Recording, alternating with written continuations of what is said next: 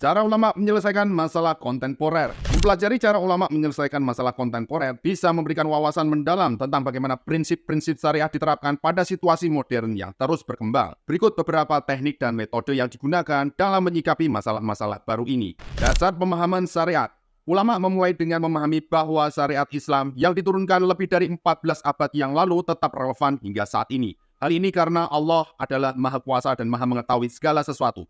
Dalam menghadapi berbagai fenomena baru, prinsip ini sangat penting untuk dipegang teguh. Metode kias analogi. Salah satu metode ulama yang digunakan adalah metode kias analogi.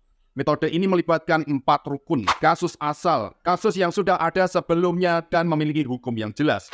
Kasus baru, kasus kontemporer yang perlu dianalisis. Hukum yang berlaku untuk kasus asal. Inilah dasar hukum, kesamaan latar belakang atau alasan hukum dari kasus asal yang diterapkan pada kasus baru. Dengan memenuhi keempat rukun ini, ulama dapat menerapkan hukum sesuai pada situasi baru dengan cara yang konsisten. 3 tahapan dalam penyelesaian kasus untuk menyelesaikan kasus kontemporer. Tasawur, pemahaman, mengumpulkan informasi tentang kasus baru dengan cermat, termasuk melibatkan para praktisi atau ahli di bidang yang terkait. Takyif fikih, pendekatan fikih, menerapkan pendekatan fikriyah untuk memahami dan mengkategorikan kasus tersebut berdasarkan hukum yang berlaku. Takhrij, penetapan hukum, menetapkan hukum yang sesuai berdasarkan informasi dan pemahaman yang diperoleh. Pendekatan terhadap kasus baru dalam kasus yang tidak terduga, ulama mencari kesamaan antara kasus baru dengan kasus asal yang telah ada. Prinsip ini memungkinkan untuk menerapkan hukum yang relevan pada situasi yang belum pernah dihadapi sebelumnya. Kolaborasi dan konsultasi. Ulama seringkali bekerja sama dengan ahli di berbagai bidang untuk memastikan pemahaman yang lebih baik tentang kasus-kasus baru.